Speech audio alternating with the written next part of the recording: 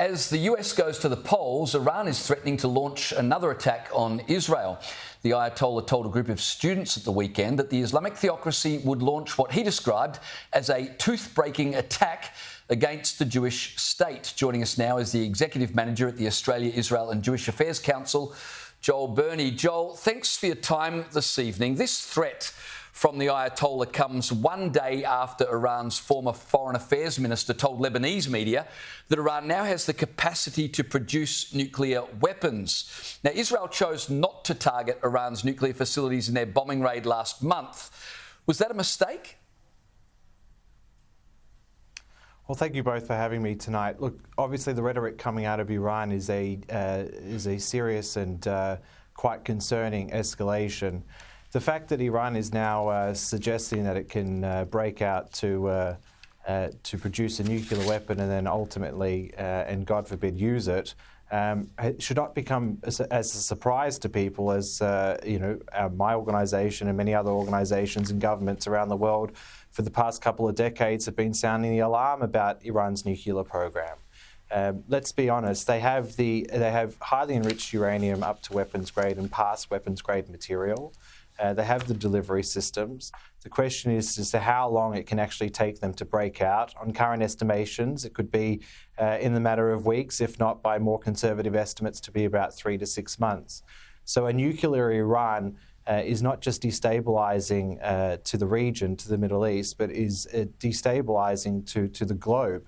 And governments, including Australia's, including ours, has a responsibility to stop Iran at all costs from being able to do what they want and to obtain that nuclear weapon. Joel, I just want to ask you a question with regards Iran threatening to attack Israel. Obviously, we've got the US election in just a couple of days.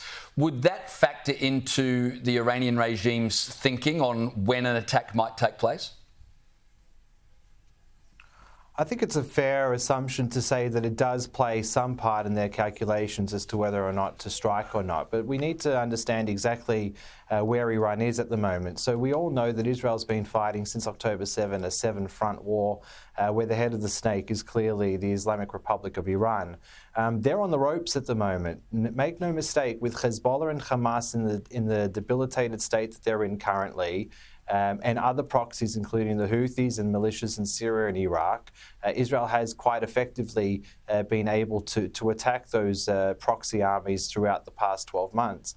But the most recent attack in Israel, from Israel into Iran from a couple of weeks ago, I think it's fair to suggest that the Iranians have greatly and publicly downplayed the impact of that Israeli strike on the Iranian air defense systems, for instance.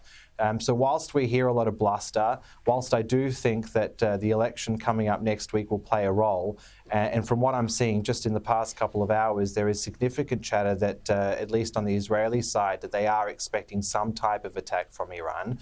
The main point here is that the expectation is that that attack will emanate from areas outside of the geographical boundaries of Iran. I think that's critically important if that comes to fruition, because it does highlight and illustrate the assumption that Israel was very successful in taking out the air defense systems in Iran.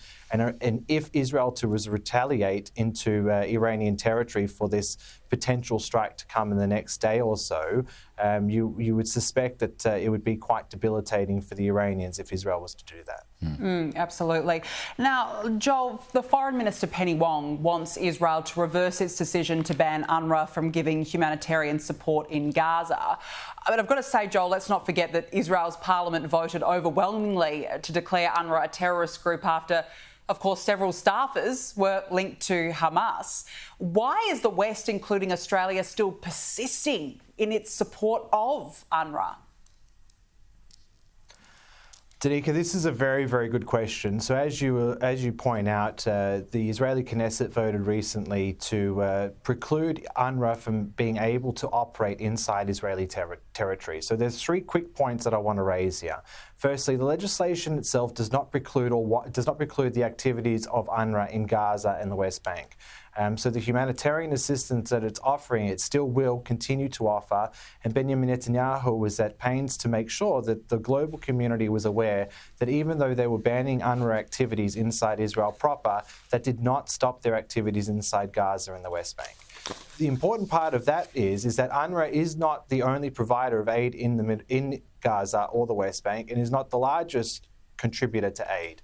You have lots of other United Nations-based programs such as the World Food Programme, the World Health Organization, UNICEF, that are currently on the ground in big numbers in Gaza to ensure that deliverance of humanitarian aid is getting to the people that need it. So just before we all just jump to conclusions about what Israel's done, it's important to know the technical parts of the legislation that they attacked. The second thing is that this organization is full of bad seeds and operators. As you pointed out, Danica, a number of UNRWA employees actually ventured over into Israel on October 7 and participated in the butcher and massacre of a number of Jews, the largest number of Jews to be killed since World War II. So you had card-carrying members of this organization with Jewish blood dripping on their hands on October 7. Then you've got other revelations, including the head of the UNRWA Teachers Union in Lebanon also happened to be a senior ranking member of Hamas. And need I only point out that with the recent death of Yahya Sinwar, the head of Hamas, he happened to be taken out next to his bodyguard, who also happened to be a card-carrying member of UNRWA. So when the foreign minister says in her tweet that UNRWA does life-saving work, UNRWA also kills Jews.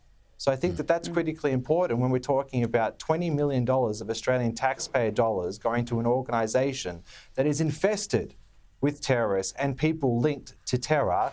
It boggles my mind, Danica, as you pointed out in your question, as to why Western governments, including our own, can't see UNRWA for what it is and do what is right, and that is to wind up UNRWA's operation, to remove UNRWA from the shackles of and being the bastion of a consistent Palestinian victimhood, which stops the Palestinian people from being able to pursue their rightful self-determination and potentially and ultimately sometime in the future fulfill their desire for statehood.